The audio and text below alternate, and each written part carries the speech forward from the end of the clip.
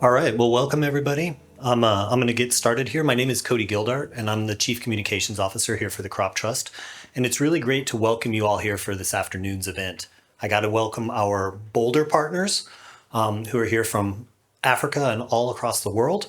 And I have to welcome our distinguished guests who have come from Bonn and maybe further afield, all here to explore opportunity crops, a bolder approach to food security.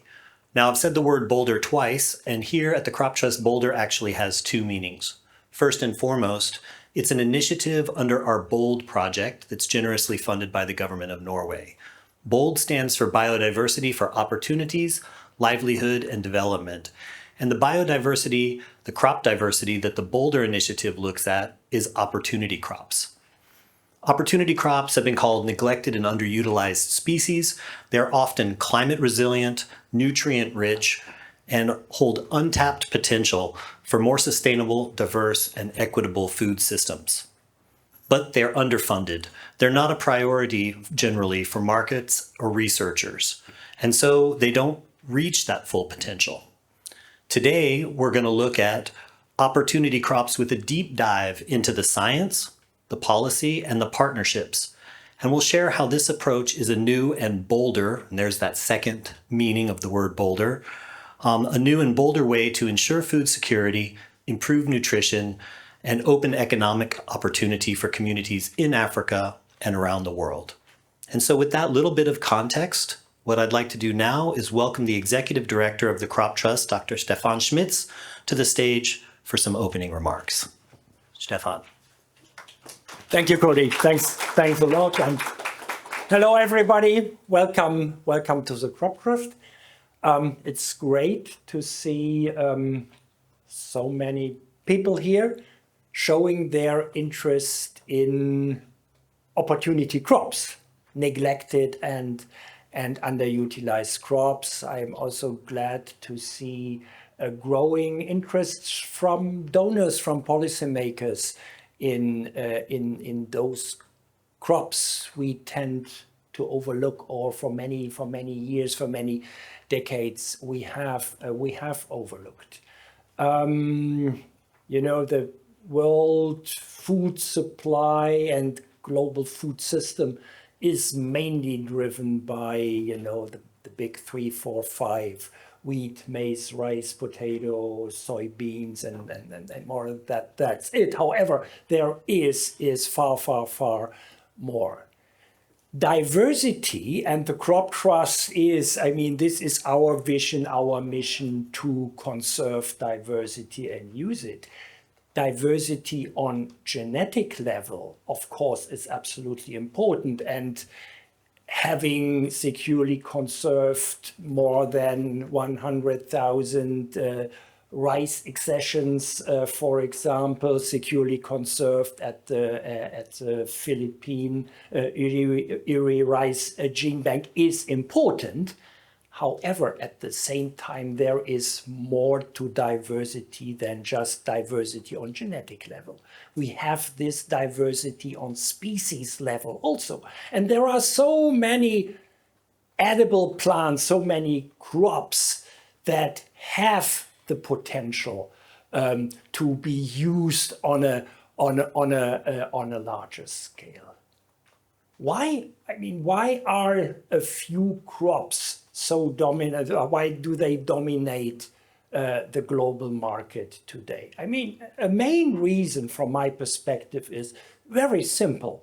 For 60, 70, 80 years, the majority of all development funding went into those very few crops. So no doubt, no wonder that today rice, wheat, maize, and so those crops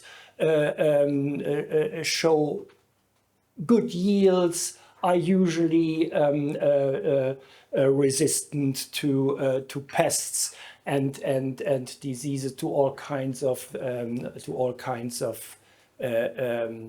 abiotic and biotic stresses. So more investment is also needed into more other crops which are so neglected. To make that happen, gene banks play a crucial role to really be transformative in the global food system. Make sure that more crops play a decisive role in those systems. Gene banks are absolutely important. Gene banks to make sure first that those crops are securely conserved, but also then as a starting point for bringing it to researchers, to breeders, bringing it to the markets. I am absolutely, but with all the challenges we have, I am really optimistic first that neglected and underutilized crops are an answer to a lot of challenges. Diversity and the diversity of species ticks so many developmental boxes, holds answers to come up with varieties that are better adapted to climate change, have or hold economic opportunities for smallholder farmers, provide better opportunities for healthy diets, for nutrition, and so on. And I am optimistic that the role of gene banks will increase. They will play a bigger role in the future in general for two reasons. Well, for one reason, they are two reasons that who are interconnected. These are tremendous progress on life science and the tremendous progress on data science, machine learning, artificial intelligence. We start to have far better opportunities to analyze and to know what treasures we really have in gene banks. We have better opportunities to show this to the world with information systems and all of that. And at the same time, with modern breeding technologies, gene editing, and so on, we far better can identify what traits, what genes play a role and can balance it. So this whole process will get a real push. And in this push, gene banks play. Gene banks, of course, they are an enabler. They can make sure that there is supply of diversity. But that alone will not make the change. At the same time, demand needs to grow, in particular for neglected and underutilized crops. So when starting to work on those crops, we always have to take those two sides into consideration. Gene banks are important. They are not museums. They are starting points for value chain development, bringing crops, bringing better food to the plate, to the consumer, to the customer. A final word on gene banks. Improving, upgrading gene banks, develop gene bank infrastructure, and so is key, is important, is absolutely a starting point. But there is more to it than just supporting and focusing on individual gene banks.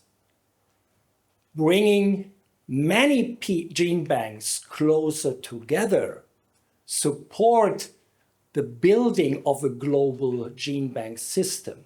That is a different story, but likewise important. And it's great to see here that we are able at the Crop Trust to invest more in this system building in this support for not just individual gene banks, but for the building of that global, more efficient, effective global system of gene banks, and encouraging to see that so many managers from gene banks, people who are committed, developed in gene bank work, in the gene bank world, really are willing, are committed to work together to build this global system. Yeah, events like this show this growing interest is in growing collaboration. With that, I wish you a great discussion here, a good success on our way forward to giving neglected and underutilized, giving opportunity crops really the opportunity, bring them to the market for better food systems on Earth and for the benefit of mankind. Thanks very much for your attention, and once again, great thanks for coming here and participation in this great endeavor.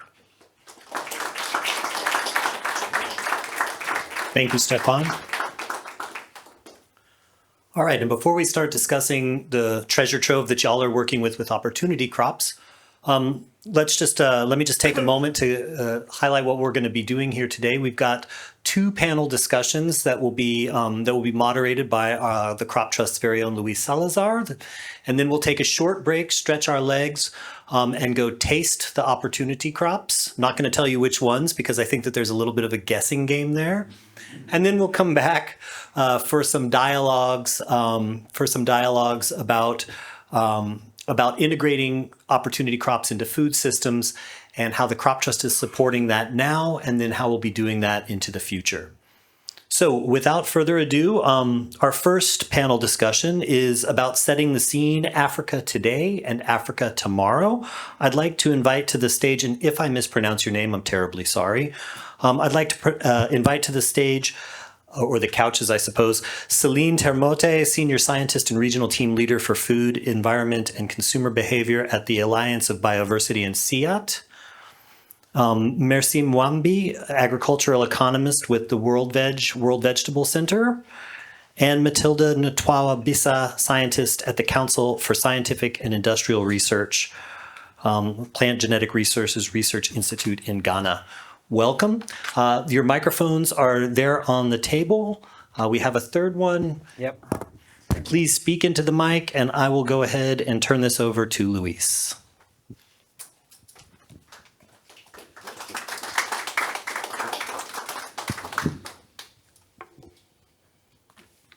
Good afternoon. So we're going to kick this off with a view from three experts from different fields that will give us a picture of Africa today and Africa tomorrow. And we thought we'd start with you, Matilda, speaking about agriculture and diversity. Please. Thank you for the opportunity. Currently, agriculture in Africa focuses on several food systems or farming systems. We have mainly the irrigated system and the rain-fed system. The irrigation is characterized by technologies, improved seeds,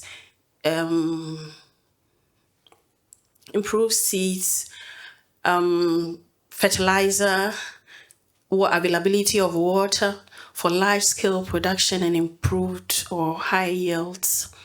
The rain-fed system is characterized by the use of indigenous seeds, the small-scale large farmers, and the little use of inputs. The irrigated system only constitutes between 16 to 20% of agricultural production in our system. But the small-scale farmers, the subsistence farmers, constitute about 80% of production. The farming systems include the use of monoculture, the use of mixed farming, where plants and animals are combined. We also have crop rotation systems and also shifting cultivation activities. But mostly the small-scale farmers which produce between 0.5 to 5 hectares of land are using few inputs and growing very diverse crops. The use of diverse production system is not known or is not new to production in Africa. That is what we have been using previously, but the introduction of modern varieties and the introduction of accompanying technologies have shifted our attention to the use of monoculture system. So diversifying our crop systems is not a difficult thing that African farmers cannot do. We have practiced this over the years, and including other nutritious crops in the current production system could help us diversify our food systems and increase or improve our diets. Thank you. Thank you. Could you give us some examples of these crops in these two different systems? The irrigated system mainly focused on the cash crops or the big crops like the maize, the rice, let me put it that way. And then the main crops in the rain-fed system are the cassavas, the plantain. We have fruits crops. We have leafy vegetables and other nutritious crops that helps with the nutrition of the common farmer. And moving on to the future, are you seeing any trends? Is it are any crops becoming more famous? More interest from farmers to pick up different crops, be them big or small?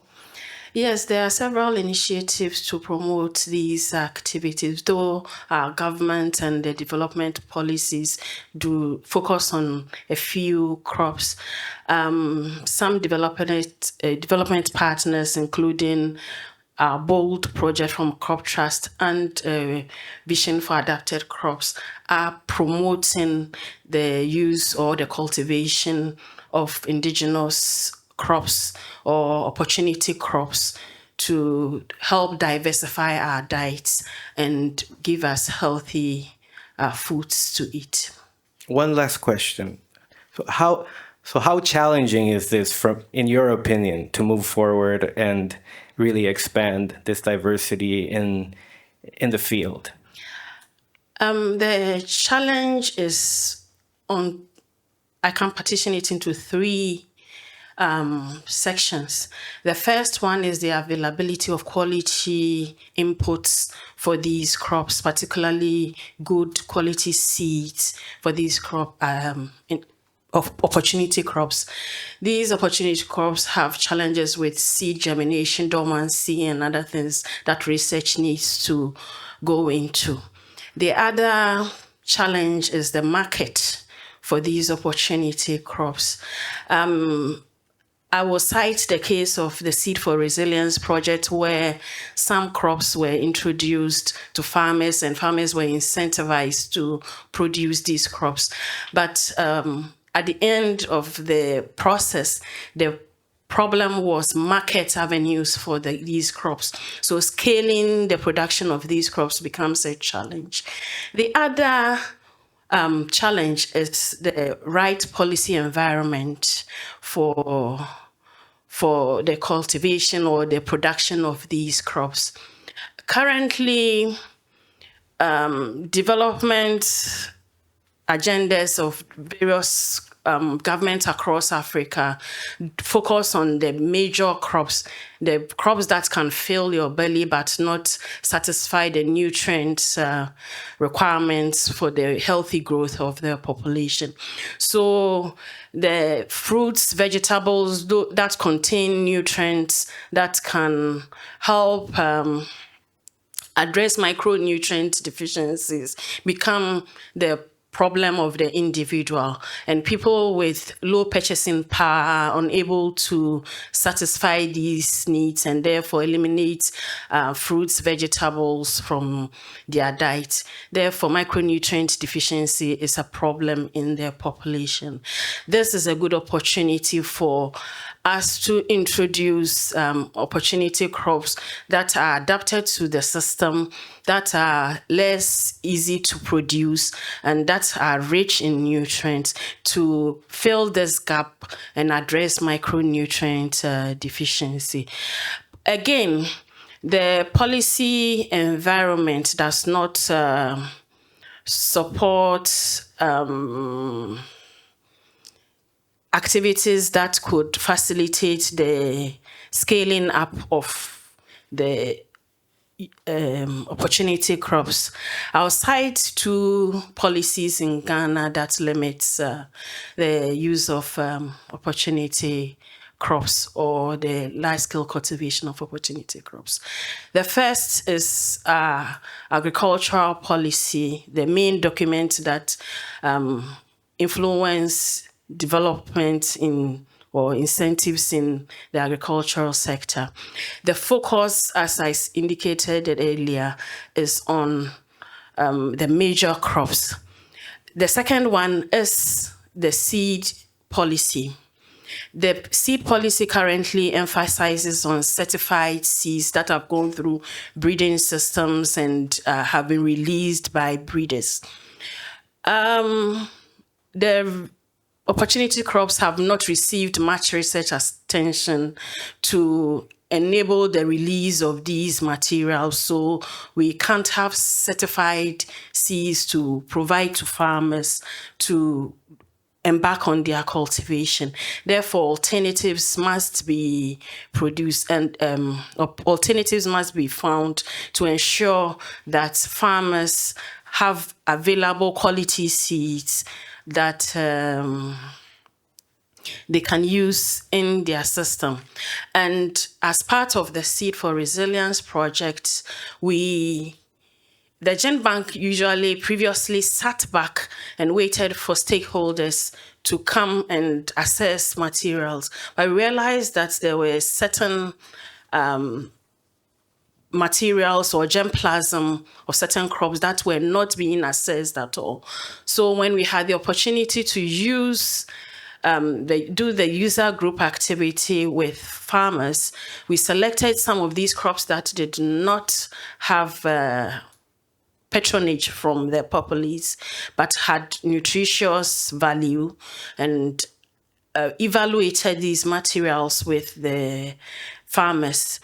Thankfully, we identified materials that are good in the context of the farmers for their production system. And this is a good entry point for us to introduce nutritious crops to our farmers. Thank you. Thank you. And you got ahead of us a little bit speaking about, markets and nutrition, which is great. But let's hear from Mercy now and talk about value chains and markets, please. Thank you so much. I hope I'm still audible. The executive director talked about a very important issue, that's value chain development and markets. So how do we get the produce from the farm to the plate or to the consumer? And that's what I'm going to talk about, how things are happening now with the opportunity crops. So first of all, if we look at the value chain, we want to start looking at it from the production side. Are farmers actually producing for the markets, or are they producing for home consumption? So right now the situation is dual. Farmers are producing both for home consumption, and the surplus is being sold in the market. But again, this could vary depending on what crops we are talking about. For vegetables, you'll find most production being for home consumption, unless it's a really developed value chain. Then you can find these crops being sold locally within the communities, or sometimes even being brought to urban areas. For cereals, for grains, I think that value chain is a bit more developed. So most of the production is commercialized with, like finger millet, bambara nut. They are commercialized and being produced in large scale for selling still within the domestic markets.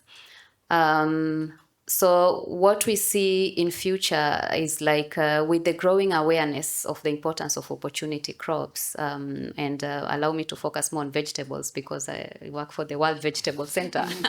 So that's where my knowledge is. We see that most consumers are now demanding for these vegetables, not like before, when they were considered like a backup option during scarcity or when there's no food at all. That's when we go for these, local vegetables. Now we have demand, especially in the urban areas. Like people are really demanding, where can we find this restaurant that is selling these opportunity crops? The health facilities are promoting these, when women go there, either pregnant women or people with special needs, they are promoting these vegetables with specific information. What can you get if you consume these vegetables? What vitamins, what minerals can you get from this? So with that awareness, I think that we have a great opportunity for enhancing the markets, ensuring that farmers have this niche, access to these niche markets, both locally within the communities and also in the urban areas. So I do expect that production is going to be more commercialized, not only rain-fed, not only seasonal, that we find these crops are available during the rains, but also they can be available during the off-season to meet this high demand. The other thing I wanted to talk about is about the seed system, because without the seed, we don't have a future for opportunity crops. Looking at the vegetable sector in specific, most of the practices that are happening there are highly localized. The seed system is community-based. Unlike the major vegetables that you can go, to an agro dealer and get the seed, you can have this imported. Actually, with major vegetables, like over 90% of seed is imported. But for opportunity crops and these neglected and underutilized species, most of these seeds, you get them locally within the local communities.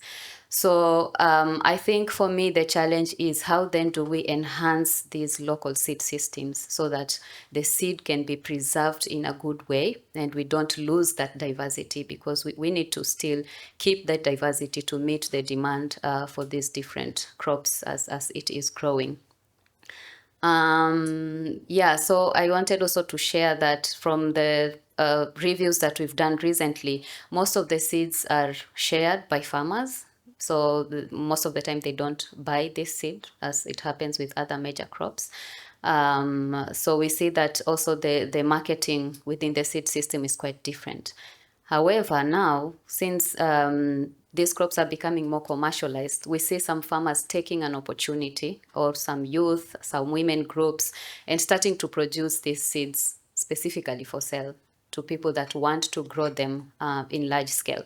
So I think there is a great opportunity there to promote this opportunity crop as a business idea. We don't want them to just produce them locally and still stay in the same livelihoods as they were before, but promoting them as a business right from seed marketing and going forward. So beyond the seed, then we are looking at post-harvest. What happens there? How is the processing? And I would say that also varies depending on what value chain you're looking at. But it's interesting to see how much innovation is coming up on the ground. if you go, for example, to some of the communities, you find that they're doing some post-harvest practices like drying of vegetables. It's an old practice, yes. It's still going on, and it's still very important also to meet the needs of the local communities, especially in times of scarcity. And I was fascinated recently just visiting, reading a report from my colleague who had visited one of the sites that BOLDER is working on in Tanzania, to see that they're still selling these dried vegetables. You can find them in the local markets being sold. And they're doing some value addition through drying, but again, they're not only like drying vegetables, they're mixing that with cherry tomatoes. So when you buy the product, it's like already diversified in that way. So I found that to be quite innovative, and I was thinking, okay, this there could be still greater opportunities to diversify how the processing is happening after harvesting of this produce. We've also seen growing demand for processed products, especially those that include wheat. If we look at pumpkin, for example, there is people process that into pumpkin flour, and then they mix it with wheat, and they make local snacks like what we call like mandazi in Kenya. I think it's some kind of a bun.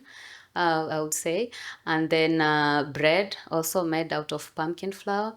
There is also the inclusion like of amaranth seed into this flour, especially to make baby flour that is sold in the supermarkets. In urban areas, you'd find that.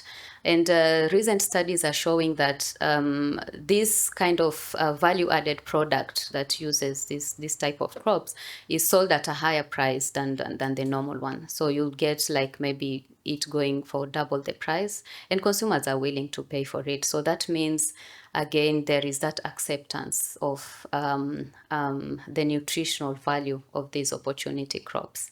I think going forward, we still have some challenges that need to be solved, especially when you talk about processing, for example, with our long value chains. By the time the produce gets from the farmer to the market, or the time that this processed product is stored within the market or within the store, then issues of food safety come up. You know, how safe is this produce after being stored for this while? You know, issues of post-harvest losses come in as the product moves from the farm all the way to the end user. How much is being lost along the chain? I think these are the gaps that we still need to identify, especially for the opportunity crops or neglected vegetable species. And I think that if we have enough data, it will really guide us into developing this value chain, not just as a local value chain, but also more commercialized and beneficial for the livelihoods of people that are involved in it. So for me, I would say that as long as this produce is not in our kitchens, on the tables, in the dining table, right? As long as this produce is not in the restaurants when we go there, as long as we cannot find it in health facilities, in schools, then we still have some work to do. Yeah. Thank you very much. Super complete. It's wonderful. And I love the innovation. It's exciting to hear about that. Celine, we've heard about, such a large percentage of farmers, small-scale farmers doing the production in the continent, and about the role, more or less, that opportunity crops have right now, the interest from some people in terms of nutrition. Can you talk to us about, food security and nutrition today and tomorrow? Thank you very much. Yes, let me try. First of all, I would like to say that often what we are looking at within my team is at the diets, because that is kind of something that we can directly influence with the types of foods we are growing. Because to then obtain nutrition, you need more. You need access to healthcare. You need more things. But diets being one of those components that you, without a healthy diet, you cannot have good nutrition, right? But so if we look at the world today, basically 11 million people die every year due to causes related to unhealthy diets. Could be eating too much salt or not eating enough vegetables, etc. But actually 11 million people annually die because of not eating a healthy diet. 2.6 billion people in the world cannot afford a healthy diet. So that's also very, very striking. At the same time, we see those diets getting more and more monotonous, focused on a few species, as the director also already explained. And as a consequence, we also see is a very heavy promotion. Even in the most remote areas of Africa, we will see promotion for ultra-processed, unhealthy foods. And you really wonder, like, why can we not do that the same for the opportunity crops or for the healthy stuff, for example? And this leads to a triple burden of malnutrition. So on the one hand, we still have people that are undernourished, who basically lack calories. Then we have people who lack micronutrients. They are deficient in vitamin A, in iron, whatever. And then on the other side of the spectrum, we have people who have overweight and obesity. And these rates are rapidly increasing, actually. And so when you think about working with consumers, you need to really be taking into account how will I message things that as I try to work with those that are undernourished, that I'm not trying to foster overweight and obesity. So it's a very complex thing to do. But in any case, I think that working with opportunity crops has really a lot of advantages here, because in some cases, they bring diversity on the plate. And why diversity? It's the more different foods we are actually eating, the more chances that we have to obtain everything we need. And our foods are much more than, let's say, the sum of the nutrients that we are usually looking at. Our foods have also health protective substances that we have not yet discovered. And that's why you will never be able to replace foods with pills or just powders or whatever. We actually need those foods to also obtain the health protective substances. Like consuming 400 grams of fruits and vegetables in a day is protective against NCDs far beyond what the nutrients can actually explain. So there's more in our food. And so NUS can really help us to bring that diversity on the plate and make sure that we consume a diversity of foods that will keep us in good health.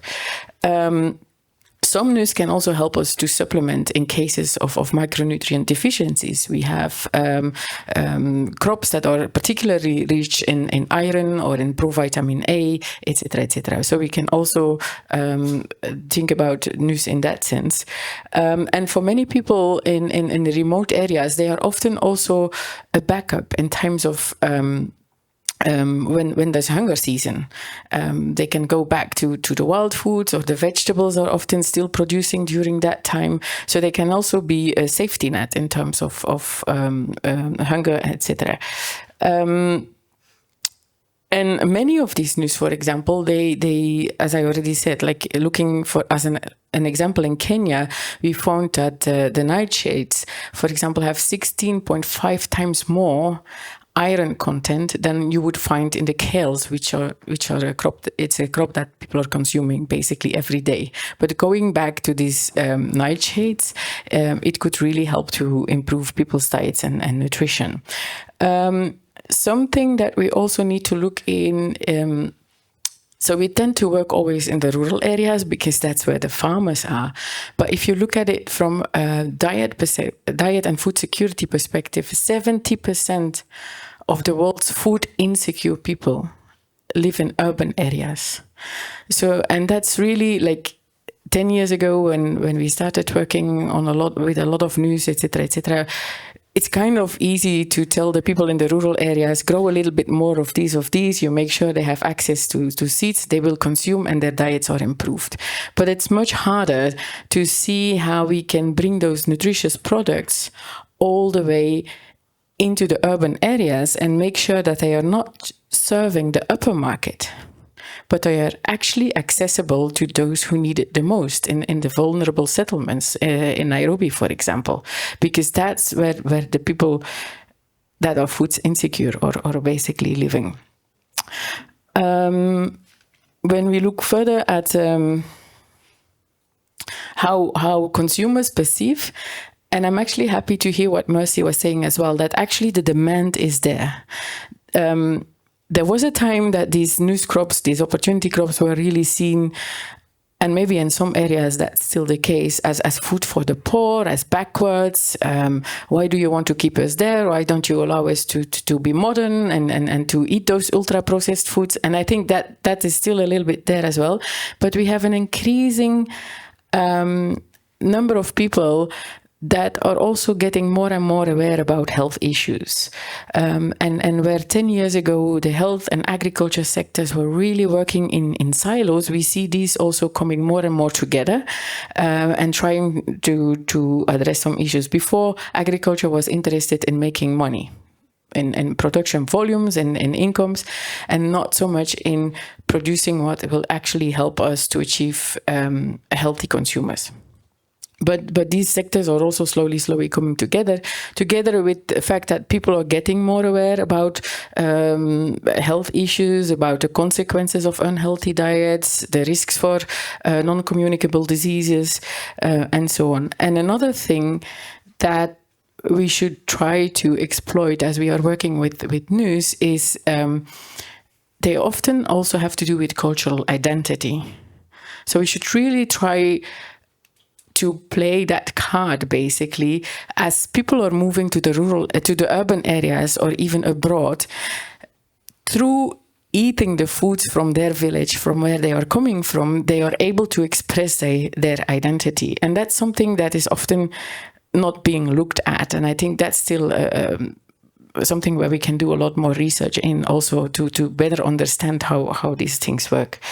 And then obviously, to really promote this news, for many of them, we still lack the food composition data, which I have realized working with a lot of communities all over Africa, that this is often a trigger for people to say, I really thought this was just something that we would only use in times of scarcity or in times of when times are not good, basically. But now you're telling me that this species has actually better iron or better provitamin A or better protein than the imported stuff. This could also actually trigger people to like change their views and their perceptions about these crops. Thank you. Matilda, Mercy, do you want to add anything to this? What I want to add is that as Gen Banks, we have the diversity, we have done the collections, we have identified the useful traits that would help farmers adapt to the different or the changing growing environment, and also for users to improve their diets. But we need the push to be able to reach out to these farmers, and this is what we need from development partners to enable us touch the untouched. Thank you. Yeah, just to build up on what Celine said about the growing demand, especially in urban areas. I think what we are facing currently is especially when we look at the vegetables, we are not meeting that consumption quantities that we want because of the preparation method that is needed. Most of these vegetables are very, like the preparation method is a bit tedious.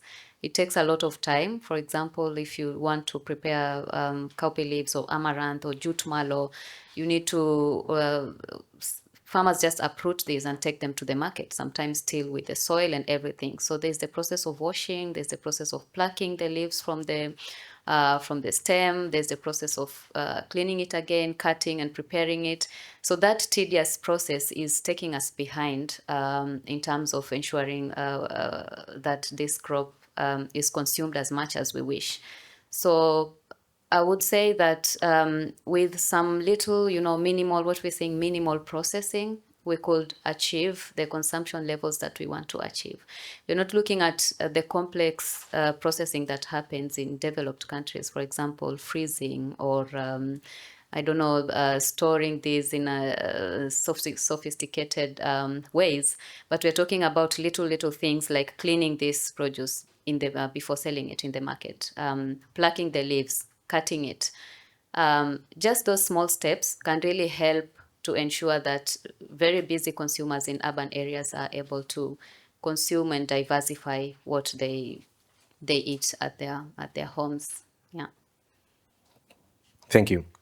So we've heard a lot of challenges, opportunities. It's a starting point, at least for me, that it's already there, right? But we've also heard about challenges in terms of, okay, let's tap into culture. Let's tap into specialized markets as well.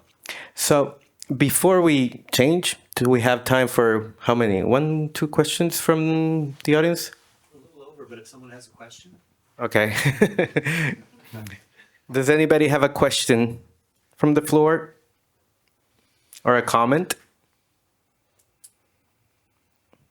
Oh, we have a couple here. Thank you for the presentation. Is it okay? Okay, thank you for the presentation. Just to highlight one point, and maybe if I can have your opinion. In most of our countries, sometimes there are some taboos or cultural perception among these neglected or opportunity crops, I would say. What do you think about how can we deal with this aspect?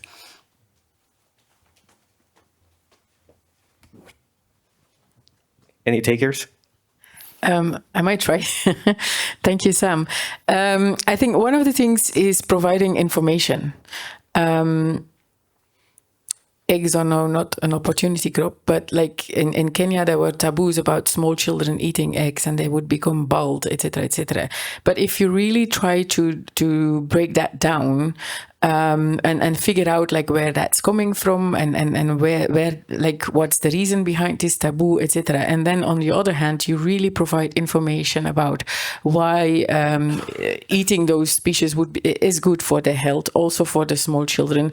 I think many people are actually able to change their views. And definitely if you have a few examples, for example, where people do consume and they can explain also how it is beneficial to their health. And one thing I forgot to mention also is like providing recipes so that also the taste is fine, and make sure that these foods are actually also available in the food environments. I think slowly, I know you don't change taboos or norms or values in a second, but slowly you will see small changes coming about, and it's enough that we have a few people who are willing to try it out, and if they talk positively about it, you will see the others copying as well. Thank you. Give it up, please, to our guest, this panel. A little over. All right, so thank you, panelists. We're going to move on to our next panel right now, which is on the BOLDER opportunities, expanding the value of crop diversity. I'd like to invite to the couches Sarah Paul Dale, a researcher with the Department of International Environment and Development Studies at the Norwegian University of Life Sciences, Peter Imrich from the John Innes Center, and John Adrico, the Director of Research at the National Forestry Resources Research Institute of the National Agricultural Resource Organization in Uganda. Welcome, panelists. And they'll be talking about how opportunity crops can strengthen food systems from seed to table. Why aren't we there yet? And what can we get? What will it take to get us there? Moderated again by Luis. Thank you. Okay, we have 10 minutes. 10 minutes? Yeah. So the way I see it, if you allow me, I see that we have 3 experts in 3 different fields that kind of come together. We have ag innovation and research. We have more crop-specific improvement and food systems. Right? I'm really summarizing this, but all of you have to play a role in expanding the value of crop diversity. And I wanted to start with you, John. So how can these crops strengthen food systems? How can they become or continue or strengthen this game-changing role that we see in them? Thank you very much. Good afternoon, audience. I would like to talk about opportunity crops from a broader perspective. Why are they called opportunity or neglected, particularly the neglected aspect? We start from the seed system of these crops. And when I looked at the seed systems of these crops, I considered some of these crops basically have no seed system. I look at what we're dealing with, jackfruit. It has a non-existent seed system. Pumpkin, you can't go to a shop on the streets of Kampala to get pumpkin seed. And then there is the informal seed system, where it involves seed moving between farmers, and then there is a policy around it, and it's distributed as quality declared seed. And that's where the start point is. And because of this, most of these crops are not rising to their potential, their utility in food systems. You cannot get the food you want unless you grow it. So what happens, and what interventions have been in place? So I'm going to look at two examples, two classical examples for the Ugandan situation. One is the finger millet. The research organization works with community seed banks to conserve finger millet. But what is the impetus or motivation for conservation in the community seed banks? It's to realize value out of what they're conserving. So there is a link approach that is being done in collaboration with Alliance of Bioversity International and CSIR-PGRRI, where farmers are trained to have a business model for what they're conserving. So they go beyond just conserving, but they're utilizing what they're conserving. And this, in the Ugandan scenario, especially working with women, has raised the diversity that's under conservation from 5 to 10. And that's one of the classical examples where these opportunity crops, if they're strategic or innovative approaches, you can realize their contribution to food systems. The second is jackfruit. I'm very interested in trees nowadays. So jackfruit, you'll note, I lead this research institute that is focused on tree species, and hardly do people come to buy seedlings, planting materials of jackfruit. Why? It's because they go to the market, buy the fruit, eat the fruit, dump the seed, and the seed germinates. And that's it.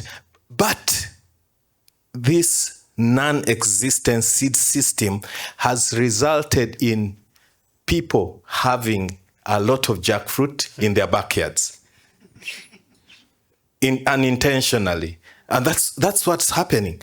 But I think for it to be commercialized, for value to be gotten out of it, what needs to happen is there needs to be some kind of seed system. So my team has come up with methods of starting to raise seeds.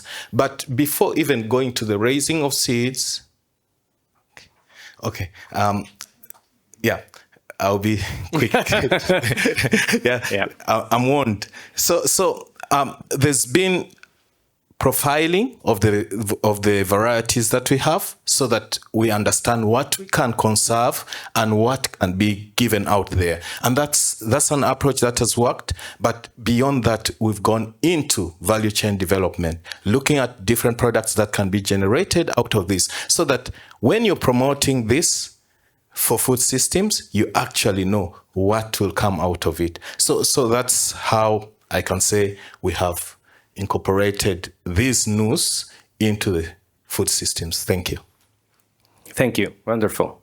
And crop diversity also, it's so much out there that you need to select, right? And this is, Peter, where you come in, right? I mean, tell us a little bit about your work and how this selection and this use comes into strengthening their role. Yes, thank you. So what I see as really critical is to bring together really ambitious bioscience with the understanding of the seed system context and the food system context of how these crops work, how they can benefit farmers, what farmers and consumers want from these crops, and use all of that rich understanding to then deliver those benefits. The crop that I have done most work on is called grass pea. It's a crop that has a history of 8,000 years of cultivation, and that people have been growing because it is amazingly good at surviving a really wide range of stress factors, both drought and flooding and salinity. And that's, again, a role that many neglected and underutilized crops can fulfill, that they help us make agriculture more resilient in the face of an ever more challenging climate. So what we've been doing with grass pea has been to really understand some of the challenges that grass pea has, in particular that it produces a toxin that can become dangerous when you're very heavily reliant on grass pea, and really understand the genetic basis of how the plant makes this stuff to make it easier to develop diverse varieties that have much reduced levels of this. We've sequenced the genome. It's twice the size of the human genome, and working together with CropTrust and ICADA, we've resequenced a global diversity panel, so about 350 accessions from all around the world, to now make that amazing diversity coming out of 8,000 years of cultivation accessible for crop improvement, to select lines with better nutritional value, and in future we hope to also select for better stress tolerances, and then work with people in seed system development, in particular in Ethiopia and in South Asia, where grass pea is a critical crop, to now help those particular traits come into diverse material that farmers want to use, that builds on all of that diversity, and really link up the bioscience and the diversity and the social understanding of a crop. Thank you. So the last link, food systems, understanding what farmers need and their own cultural knowledge, and how do they link up with the seed systems and the right kind of diversity? Well, Sarah. I work both on seed systems and reaching out a little bit to food systems. I think one thing that's really interesting, building a little bit on what was discussed in the earlier panel, is that to look and try and understand how we can better integrate these, if sometimes they're called forgotten crops, orphan crops, neglected, underutilized crops, now opportunity crops. We really have to understand what the situation of those crops are in the specific context. And that goes from at the farm level, how are they used? Many of these crops are actually and have been maintained by farming communities over centuries, millennia. They're traditional crops in many cases. And they play specific roles in those productive systems. At the same time, farmers can have certain challenges in managing those crops, whether it is access to seed, managing pests and diseases within the cropping system. In terms of saving seed, there's increasing problems with managing pests and diseases, increasing pressures from pests and diseases, which affects both crop production, but also seed saving and seed production. And farmers are, having to manage many of these kinds of challenges. At the same time, if we've also talked about value chains and how there can be certain bottlenecks also at the level of post-harvest management, at the level of having enough consumer demand so that farmers have a way of actually generating income.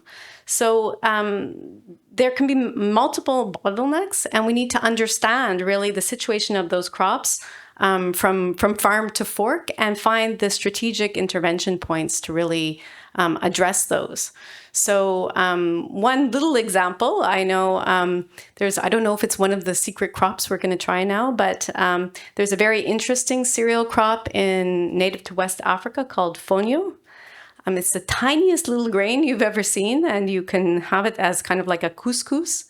But I've had the experience in Mali of stopping at a truck stop and ordering fonio and eating it and saying, this feels it's crunchy. What is that? Well, it's sand that it's very difficult to thresh and winnow. And so that is a challenge in the use of fonio. But it's also an extremely, it's an easy crop to harvest or to plant if your main crop has failed, the rains came late. You can plant it, it's fast maturing, and it's a good backup crop. And very drought tolerant. So it can play an important role in climate change adaptation. But if you want to develop those markets, these issues of how to handle it along within the whole food system, we need to really understand the position of those crops. Thank you. Cody? Please, round of applause. Well, thank you to all of our panelists on the first two panels.